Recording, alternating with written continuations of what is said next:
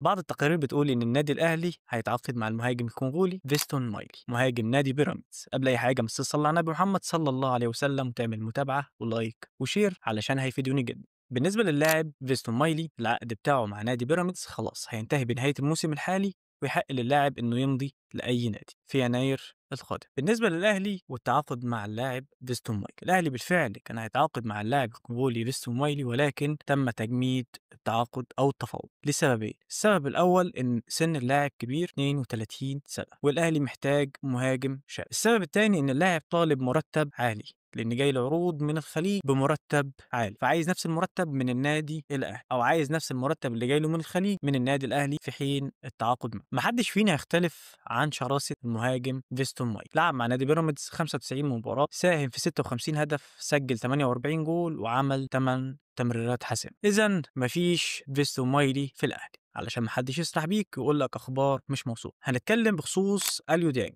والتعاقد معاه او التجديد معاه في النادي الاهلي. النادي الاهلي عرض او قدم عرض لاليو ديانج بمليون و500 الف دولار، ولكن وكيل اللاعب رفض التعاقد او رفض التجديد مع النادي الاهلي، لان جاي عرض من نادي بيراميدز ب 3 مليون دولار. فالوكيل رافض عرض النادي الاهلي لانه جاي له عرض مغري من نادي بيراميدز. يعني اللاعب مش ماشي للدوريات الخارجيه، هو هيلعب معانا هنا في الدوري المصري ولكن في نادي بيراميدز، في حين ان الاهلي ما تعاقدش مع اللاعب اليو ديانج، اللاعب بنسبه 70% في نادي بيراميدز. طبعا احنا قلنا بديل لديانج في فيديوهات على القناه، لو عايز تشوفها ادخل القناه وما تنساش تدعمني بلايك ومتابعه وشير. وده كان نهايه الخبر، استنوني في اخبار جديده. السلام عليكم.